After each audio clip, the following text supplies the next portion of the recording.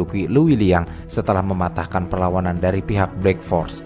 Dari pasukan Australia yang kemudian mundur ke arah kota Bogor sebelum memasuki daerah Luiliang, koloni kedua dari militer Jepang ini bergerak dari Lawang Taji atau sekarang menjadi daerah Jasinga, lalu ke Gunung Galuga, kemudian menelusuri jalan Puresada yang mengharuskan mereka menyeberangi sungai Cianten.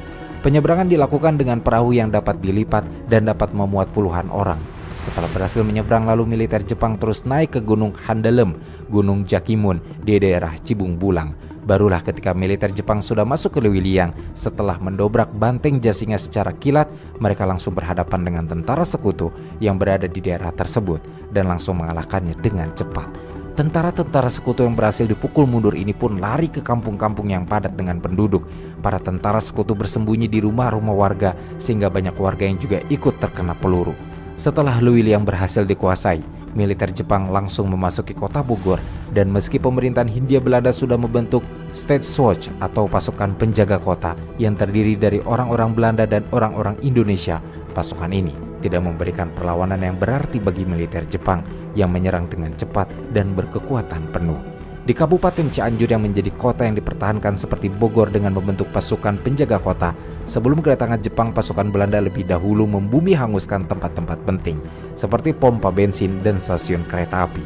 Dan saat militer Jepang sampai Cianjur, pasukan Belanda tidak banyak memberi perlawanan namun terus menghancurkan tempat-tempat penting.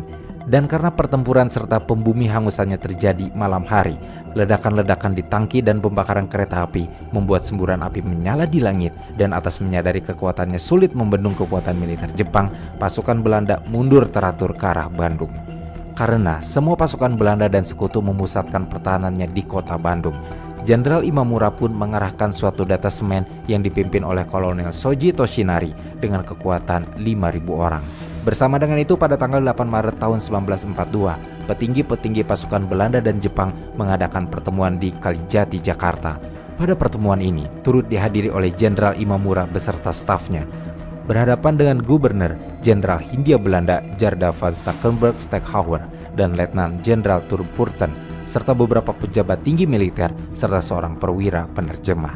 Dalam pertemuan inilah pemerintah Hindia Belanda menyerahkan kapitulasi tanpa syarat atas seluruh angkatan perang serikat di Indonesia yang diwakili oleh Jenderal Terpurten kepada Jepang. Keadaan yang tenang di beberapa kota di Indonesia sebelum datangnya militer Jepang